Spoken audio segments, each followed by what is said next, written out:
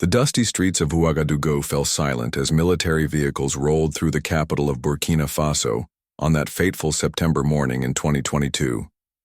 Inside one of those armored trucks sat a young army captain who would soon shock the world and change everything people thought they knew about African leadership. Ibrahim Traore, barely 34 years old, was about to become the world's youngest head of state through a military coup that nobody saw coming. Unlike other military leaders who seized power through violence and chaos, Traore's rise was different. He didn't storm the presidential palace with guns blazing or terrorize civilians in the streets. Instead, he walked calmly into the national television station and announced that the government had failed the people of Burkina Faso. His voice was steady, his words clear, and his message simple. Things were going to change. The previous president, Paul-Henri Damiba, had himself taken power in a coup just 8 months earlier, promising to fight the growing terrorist threat in the country. But under his leadership, attacks by jihadist groups had only gotten worse. Civilians were dying, soldiers were unpaid and poorly equipped, and the country was falling apart. Traore watched his fellow soldiers die in battles they couldn't win, with weapons that barely worked, and he decided enough was enough. What made Traore's takeover so unusual was how quickly the people embraced him.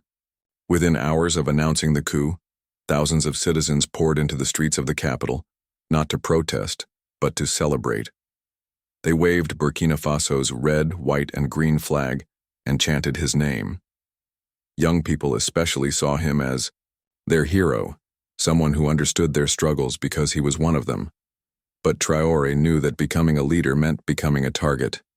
The moment he stepped into power, he joined an exclusive and dangerous club, the world's most protected presidents. Every move he made from that day forward would be watched, planned, and secured by teams of highly trained professionals whose only job was to keep him alive. The reality of presidential security hit him immediately. Gone were the days when he could walk freely among his soldiers or visit his family without notice. Now every meal was tested for poison, every route was swept for explosives, and every person who came near him was thoroughly investigated. The young captain who had lived simply among his troops suddenly found himself surrounded by bulletproof glass, armed guards, and layers upon layers of protection that most people never see. What Traore discovered was that being a protected president means living in a world where paranoia is not a mental illness but a survival skill. Every world leader faces threats, but some face more than others. The level of protection a president receives depends on many factors: how they came to power, how many enemies they have, what their country's security situation looks like, and how much their government can afford to spend on keeping them safe. Some presidents live relatively normal lives, able to make surprise visits to local restaurants or take walks in public parks with just a few bodyguards nearby. Others live like prisoners in their own palaces, never able to leave without hours of advanced planning and massive security operations that shut down entire city blocks. Traore quickly learned that his situation put him in the second category. As a military leader who had taken power by force in a country plagued by terrorism and instability, he needed protection that rivaled the world's most threatened heads of state. His security team had to assume that everyone was a potential assassin, and every public appearance was a possible trap. The transformation from ordinary soldier to heavily protected leader happened almost overnight. One day he was sleeping in military barracks with his fellow soldiers, sharing meals and stories like any other officer. The next day, he was eating food prepared by specially trained chefs, sleeping in rooms swept multiple times for listening devices and bombs, and traveling in vehicles that could survive direct hits from rocket-propelled grenades. This dramatic change in lifestyle is something that every president must face, but for someone as young as Traore, the adjustment was particularly jarring. He had to learn quickly that his life was no longer his own. Every decision he made affected not just him but an entire nation of 22 million people. Every risk he took could destabilize a country already struggling with violence and poverty. The security measures put in place around Traore were just the beginning of a complex web of protection that extends far beyond what most people imagine. Presidential security is not just about bodyguards and armored cars. It involves intelligence agencies, military units, local police forces, international cooperation, advanced technology, and careful planning that takes into account everything from weather conditions to the psychological profiles of potential threats.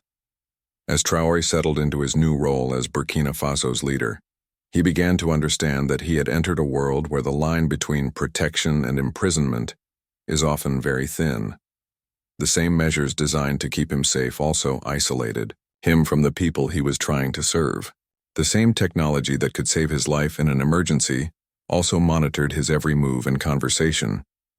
But perhaps most importantly, Traore realized that his level of protection would be measured not just against other African leaders, but against the most secure presidents in the world.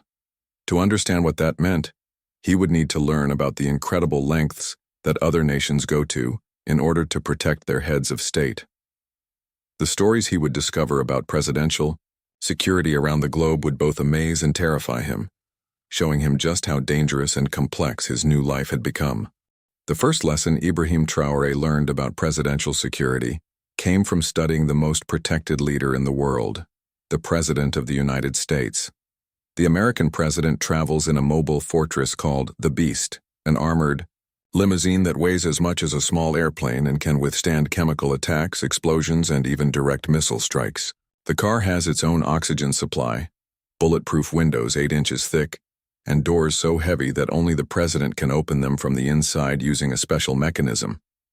But the presidential car is just one small piece of a security operation that involves thousands of people and costs over $1 billion every year. When the American president travels anywhere, even just across town, the Secret Service plans for months in advance.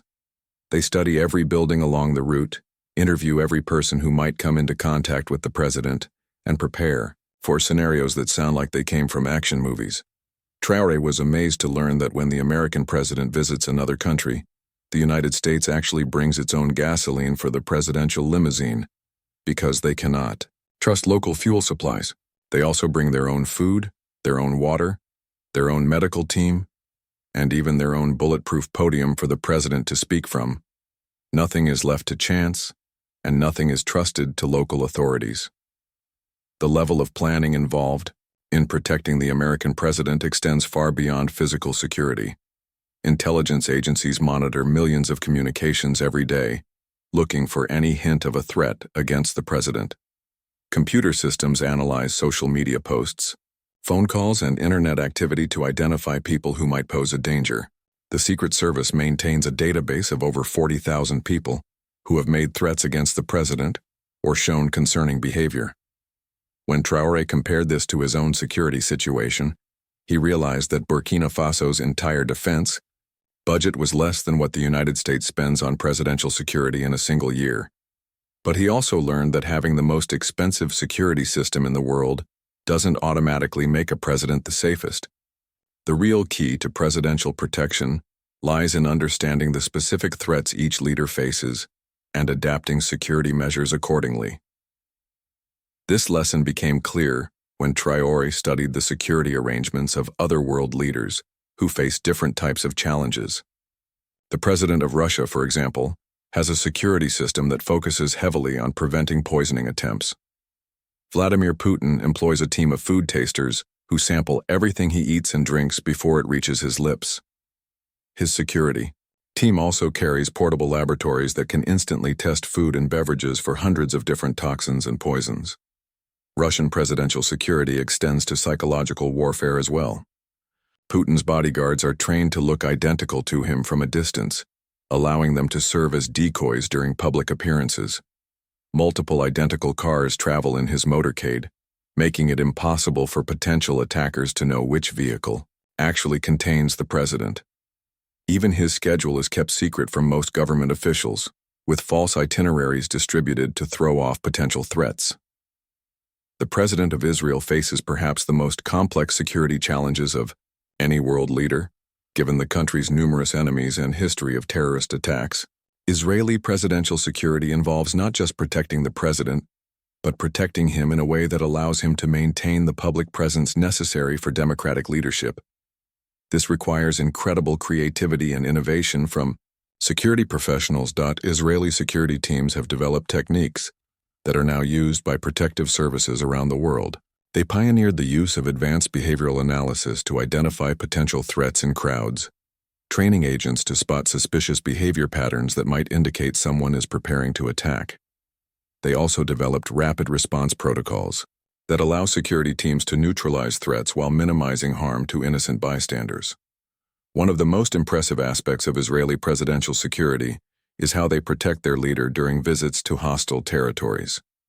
When the Israeli president travels to areas where he faces significant threats, security teams sometimes use holographic technology to create decoy images of the president, allowing him to appear to be in one location while actually being safely situated elsewhere. The president of China represents a completely different approach to security.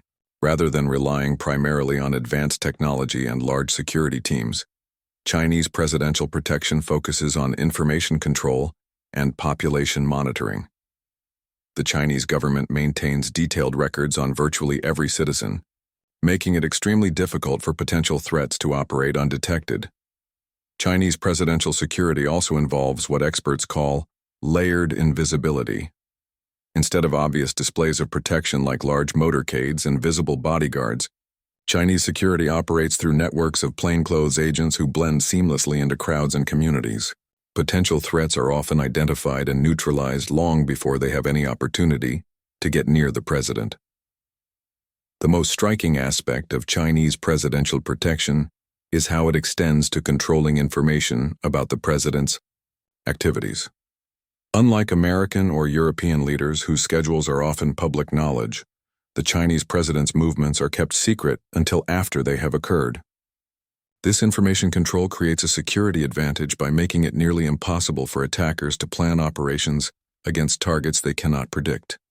As Traore absorbed these lessons about global presidential security, he began to understand that protecting a head of state requires much more than simply surrounding them with armed guards. It requires understanding psychology, technology, intelligence gathering, public relations, international cooperation, and countless other specialized skills. He also realized that the most effective presidential security systems are those that are carefully tailored to the specific threats and circumstances each leader faces. What works for an American president dealing with lone wolf attackers might not work for an Israeli president facing organized terrorist groups. What protects a Chinese president in a tightly controlled society might be completely inappropriate for an African leader trying to maintain connections with rural communities. This understanding would prove crucial as Traore began to develop his own security protocols. He needed to create a protection system that could keep him safe from the specific threats he faced as a young military leader in a country struggling with terrorism and political instability, while still allowing him to lead effectively and maintain the support of his people. The reality of living under intense security protection hit Ibrahim Traore hardest during his first official state dinner as Burkina Faso's leader. What should have been a celebration of diplomatic relations turned into a complex security operation that took weeks to plan and involved hundreds of people working behind the scenes to ensure his safety. 3 days before the dinner, security teams began their preparation by completely emptying the hotel where the event would take place. Every room was searched multiple times using different techniques: visual inspection, electronic scanning for listening devices, chemical testing for explosive residues, and even bringing in specially trained dogs to detect substances that human senses cannot identify. The kitchen became a particular focus of security attention. Every ingredient that would be used in preparing the meal was tested and verified. The cooking staff underwent extensive background checks, and additional security personnel were assigned to watch the food preparation process from start to finish. Even the plates, glasses, and silverware were examined for potential threats. Traore watched in amazement as his security team coordinated with multiple agencies to create layers of protection around the event. Local police established a security perimeter, extending several blocks from the hotel. Military units positioned themselves at strategic points throughout the city. Intelligence agents monitored communications for any signs of planned attacks.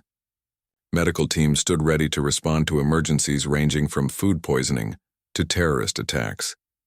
The most eye-opening aspect of the operation for Traore was discovering how his security team had to plan for threats he had never even considered. They prepared for the possibility that someone might try to poison him through skin contact with contaminated surfaces. They considered scenarios where attackers might use drones to deliver explosive devices or chemical weapons. They even planned for the possibility that the building's electrical system might be sabotaged to create dangerous conditions. On the day of the dinner, Traore experienced firsthand what it means to live under maximum security protection. His route to the hotel was kept secret until the last moment and involved multiple decoy vehicles traveling different paths to confuse potential attackers. The actual vehicle he traveled in was equipped with communication systems that allowed him to stay in constant contact with security command centers, medical facilities, and government officials. During the dinner itself, Traore noticed security, details that most guests never saw. Waiters who served food and drinks were actually undercover security agents who had trained for months to perform their roles convincingly.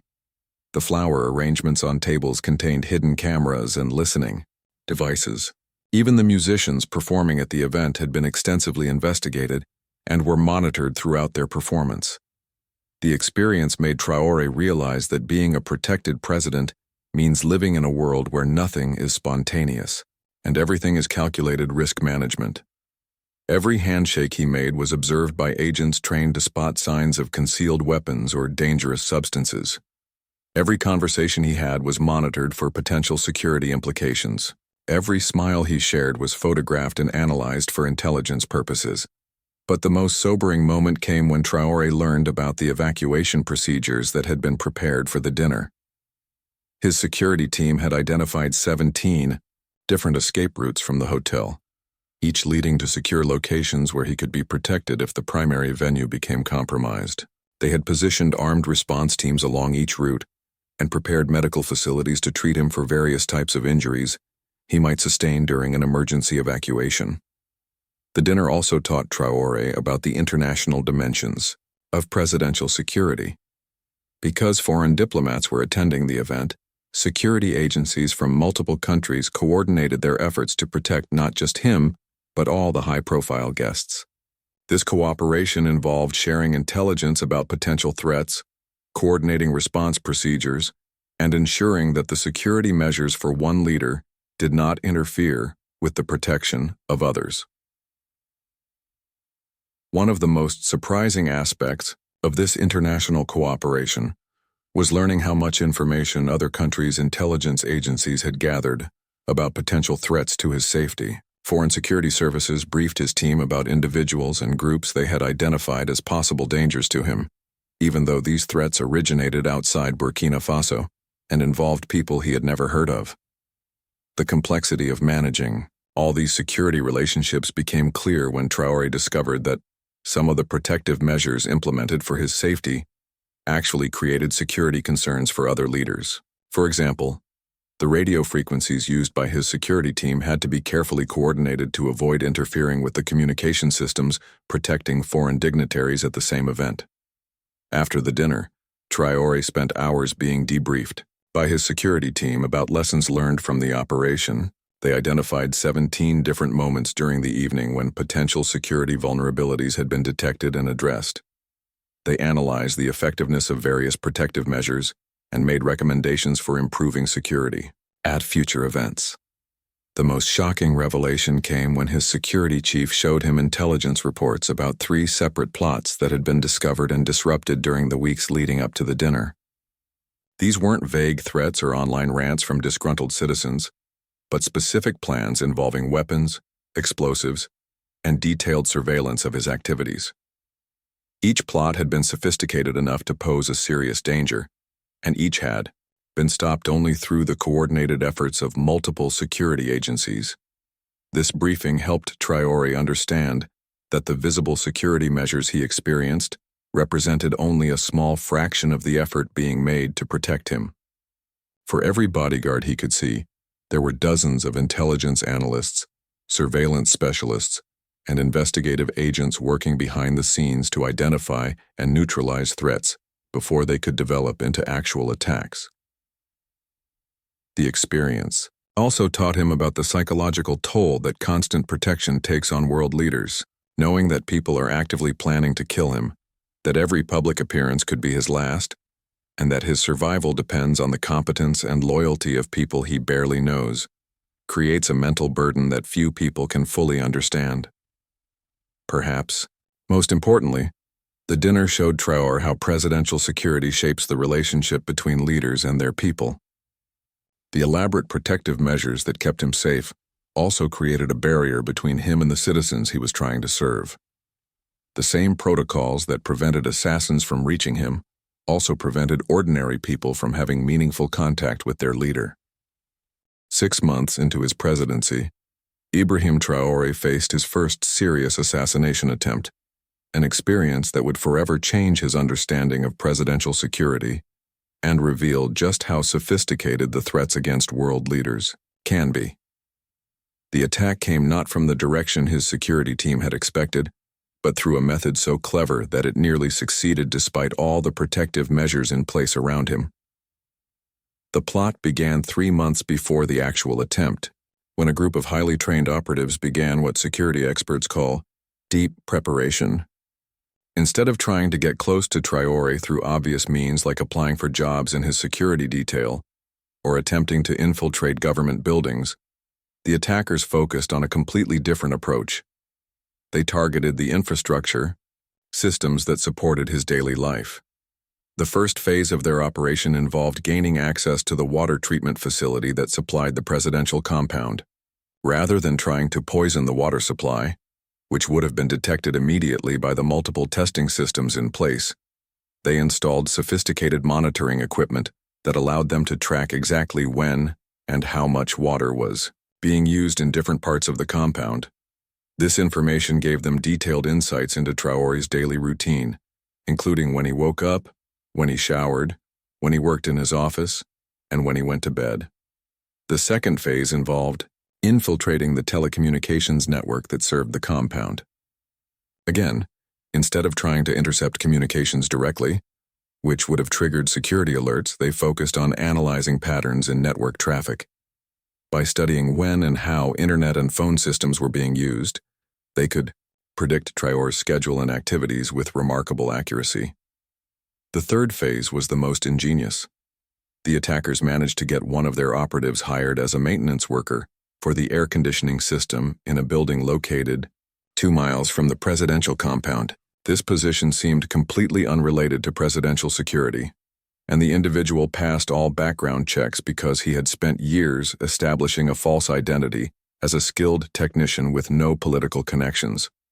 For weeks, this maintenance worker used his legitimate access to the building's roof to conduct surveillance of the presidential compound using advanced optical equipment. He was able to identify security patterns, guard positions, vehicle movements, and even the specific windows of rooms where Traore spent time. All of this intelligence was gathered without ever triggering the sophisticated detection systems protecting the compound itself. The actual assassination attempt was planned to take advantage of intelligence gathered through all 3 phases of preparation. The attackers knew from their water usage monitoring that Traore always spent time in his private office between 7 and 8 in the morning. They knew from their telecommunications analysis that this was when he typically made personal phone calls to family members, meaning he would be relatively stationary and predictable in his location. Using the surveillance intelligence gathered by their maintenance worker, they planned to use a high-powered rifle equipped with advanced targeting technology to shoot Traore through the window of his office from a building over a mile away. The shot would be taken during a brief moment when they knew he would be sitting at his desk, based on patterns they had observed for months. The attack was scheduled for a Tuesday morning when weather conditions would be perfect for long-range shooting. The assassin was a former military sniper with experience in multiple conflicts around the world. He had been positioned in an abandoned building that provided a clear line of sight to Traore's office window, and he was equipped with a rifle, capable of accurate shooting at distances exceeding 1 mile. What the attackers didn't know was that Traore's security team had implemented what they called pattern disruption protocols. These procedures, developed by studying assassination attempts against other world leaders, were specifically designed to prevent attackers from exploiting predictable routines and schedules. On the morning of the planned attack, instead of following his normal routine, Traore was moved to a completely different location within the compound at the suggestion of his security team. The room where he normally spent his morning hours was occupied by a security agent wearing similar clothing and sitting at the same desk where Traore usually worked. The assassination attempt proceeded exactly as planned, except that the bullet intended for Traore struck the security agent instead. The agent, whose name was never publicly released, died instantly from the wound. His sacrifice saved Traore's life and exposed the assassination plot, but it also revealed how vulnerable even the most protected leaders can be to sufficiently sophisticated attacks. The investigation that followed the assassination attempt shocked Traore and his security team with its revelations about the complexity of modern threats against world leaders. The attackers had invested over $200,000 in planning and executing their operation. They had used technology and techniques that rivaled those employed by intelligence agencies. They had demonstrated patience, creativity, and resources that far exceeded what anyone had expected from potential threats in Burkina Faso. Perhaps most disturbing was the discovery that the attack had been planned and funded by individuals with no apparent connection to Burkina Faso or its politics. The assassination attempt was part of a broader destabilization effort, targeting multiple African leaders, orchestrated by people seeking to profit from chaos and instability in the region.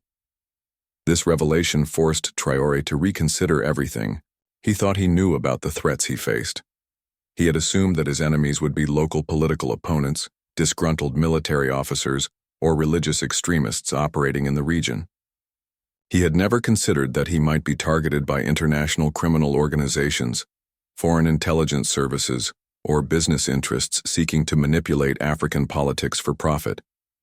The failed assassination attempt also revealed gaps in his security arrangements that needed immediate attention. His protective detail had been focused primarily on preventing direct attacks by individuals trying to get physically close to him. They had not adequately considered threats that might come from great distances or through indirect methods like infrastructure manipulation. In response to these revelations, Traore authorized a complete overhaul of his security protocols. The new measures included advanced counter-surveillance techniques to detect long-term intelligence gathering efforts against him. Electronic monitoring systems were installed to identify unusual patterns in infrastructure usage that might indicate reconnaissance activities. Background checks were expanded to include not just individuals with direct access to him, but also people working in seemingly unrelated positions that might provide intelligence opportunities. The most significant change was the implementation of what security experts call comprehensive unpredictability. Instead of simply varying his schedule slightly, Traore's new security protocols made his activities genuinely random and impossible to predict, even for people with access to detailed intelligence about his habits and preferences.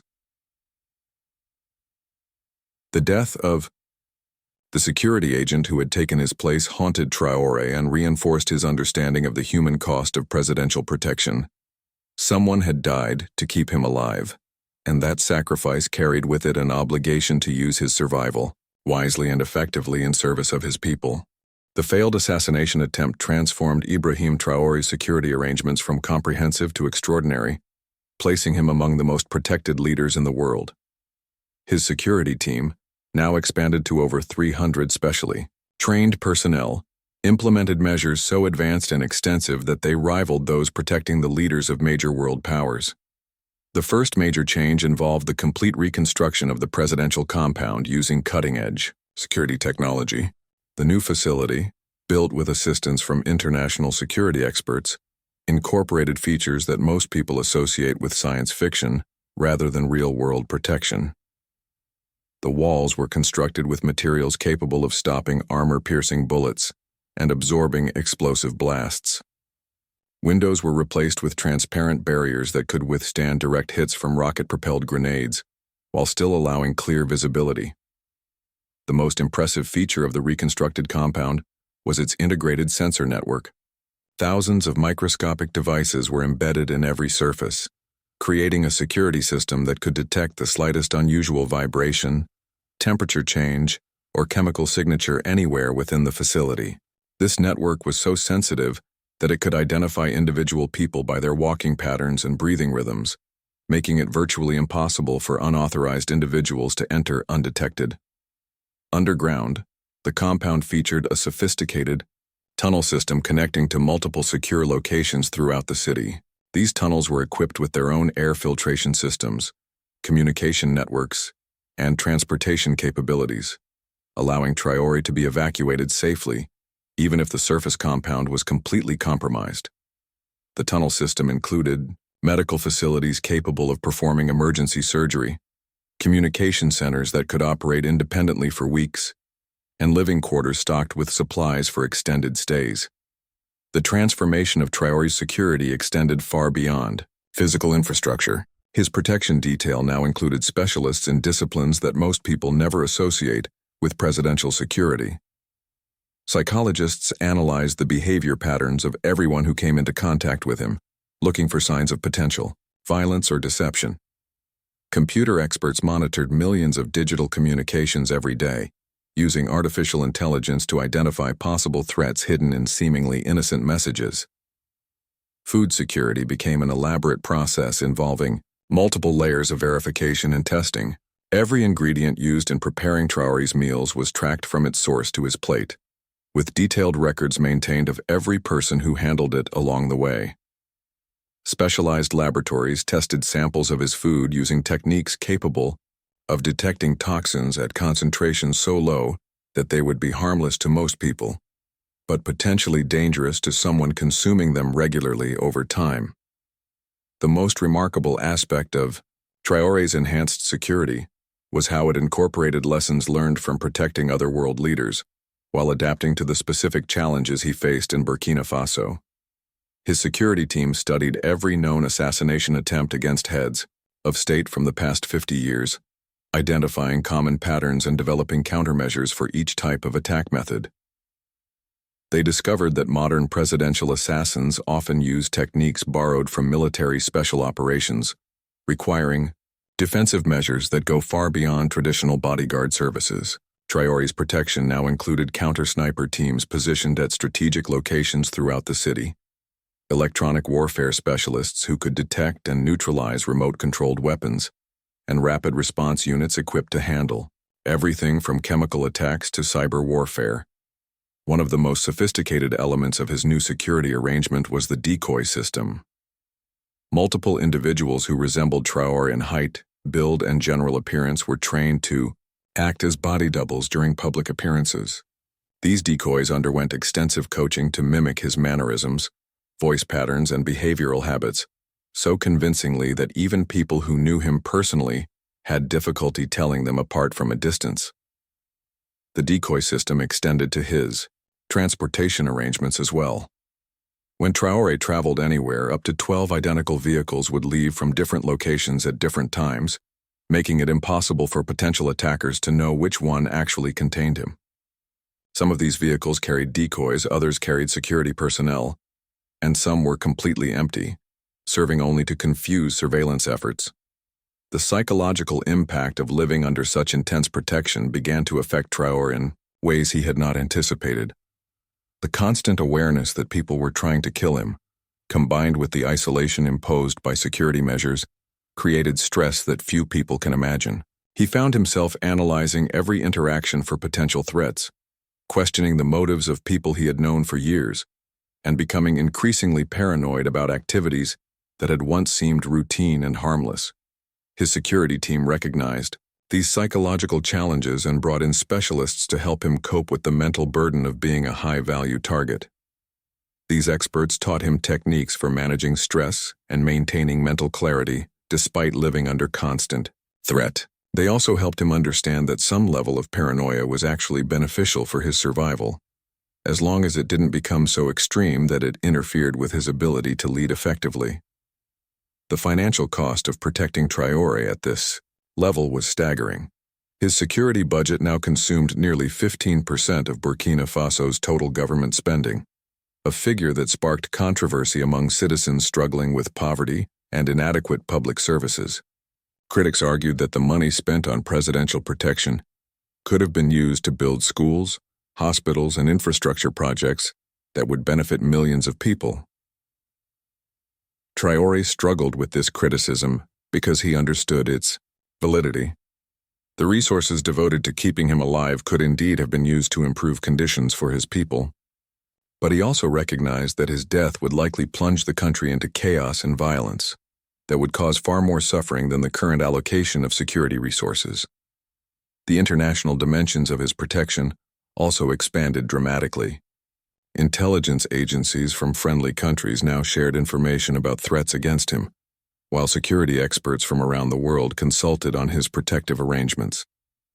This cooperation came with political costs, as some countries expected policy concessions in exchange for their assistance with his security. Perhaps most significantly, the enhanced security measures began to change how Traore could interact with his people. The spontaneous visits to rural communities that had made him popular were now nearly impossible to arrange safely. Public appearances required weeks of advance planning and created massive disruptions for ordinary citizens. The barriers between him and the people he served grew higher and more impenetrable with each new security measure. 2 years after becoming one of the world's most protected leaders, Ibrahim Traore faced a dilemma that tested everything he had learned about presidential security and leadership. Intelligence agencies had uncovered evidence of a massive assassination plot involving multiple international actors, but stopping it would require him to make a public appearance at a location and time that his enemies already knew about. The event was a peace conference that could end years of violence in the region, but attending it might cost him his life. The intelligence about the assassination plot came from an unexpected source, a former mercenary who had been hired to participate in the attack but had developed second thoughts about killing someone he had come to respect. Through intermediaries, this individual contacted Traore's security team and provided detailed information about a conspiracy that was far more extensive and dangerous than anything they had previously encountered. The plot involved coordination between 3 separate groups: international arms dealers who wanted to prevent peace in the region because it would hurt their business, foreign mining companies seeking to exploit Burkina Faso's natural resources during periods of instability, and political rivals within the country who saw assassination as their only path to power. Together, these groups had assembled a team of professional killers and allocated resources that dwarfed even the most sophisticated previous attempts on Traore's life. What made this plot particularly dangerous was its multi-layered approach to assassination. The planners had studied the failure of the previous sniper attack and developed a strategy that would overwhelm even Traore's enhanced security measures. They planned to use simultaneous attacks from multiple directions: snipers positioned in several buildings, explosive devices hidden along his travel route, poison gas deployed through the air conditioning system of the conference venue, and suicide bombers disguised as security personnel and journalists. The conference where the attack was planned represented the culmination of 2 years of diplomatic efforts to bring peace to a region torn apart by violence and terrorism. Leaders from 15 countries were scheduled to attend, along with representatives from international organizations and peace advocacy groups. The agreements to be signed at the conference would establish new frameworks for cooperation against terrorism, create economic development programs for affected communities, and provide security guarantees that could prevent future conflicts. Traore's security team presented him with 3 options, none of which was satisfactory. He could attend the conference with massive security measures that would likely prevent the assassination, but would also make meaningful diplomatic engagement nearly impossible. He could send a representative in his place, which would preserve his safety but would signal weakness and might cause the peace process to collapse. Or he could attend with minimal security measures, hoping to surprise his enemies but risking almost certain death. After consulting with security experts, intelligence analysts, and trusted advisors, Traore chose a 4th option that no one had initially considered. He would attend the conference, but he would do so in a way that turned the assassination plot into a trap for his enemies. This decision required a level of courage and strategic thinking that impressed even experienced security professionals who had protected world leaders for decades. The plan Traore approved involved using the detailed intelligence about the assassination plot to identify and capture the attackers before they could strike. Instead of simply avoiding the threats, his security team would allow the conspirators to begin their attack and then neutralize them at the moment when they were most vulnerable and exposed. This approach was incredibly dangerous, but it offered the possibility of eliminating multiple threats simultaneously while still allowing the peace conference to proceed. The operation required coordination with security agencies from multiple countries and involved over 2,000 personnel working in carefully orchestrated roles. Counter-sniper teams were positioned to eliminate the enemy shooters the moment they revealed their positions by taking aim at Traore. Bomb disposal experts prepared to neutralize explosive devices using techniques that would capture the bombers alive. Chemical warfare specialists stood ready to counter poison gas attacks while identifying everyone involved in deploying them. On the day of the conference, Traore arrived at the venue knowing that people were actively trying to kill him, and that his survival depended on split-second timing and flawless execution by his security team. As he walked into the building, he could see some of his would-be assassins in the crowd, positioned exactly where intelligence reports had predicted they would be. The assassination attempt began precisely as the intelligence had indicated it would. At exactly 2:30 in the afternoon, as Traore stood to deliver his speech about regional cooperation, snipers in 3 separate buildings took aim at him simultaneously. The moment they did, counter-sniper teams eliminated them with precision shots that prevented them from firing. Explosive devices planted along his route were detonated safely by remote control after bomb disposal experts had surrounded them. Poison gas released into the air conditioning system was immediately neutralized by filtration equipment that had been secretly installed the night before. Within minutes, security forces had captured or killed over 40 people involved in the assassination conspiracy. The evidence gathered during the operation revealed connections to criminal and political networks spanning multiple continents, providing intelligence that would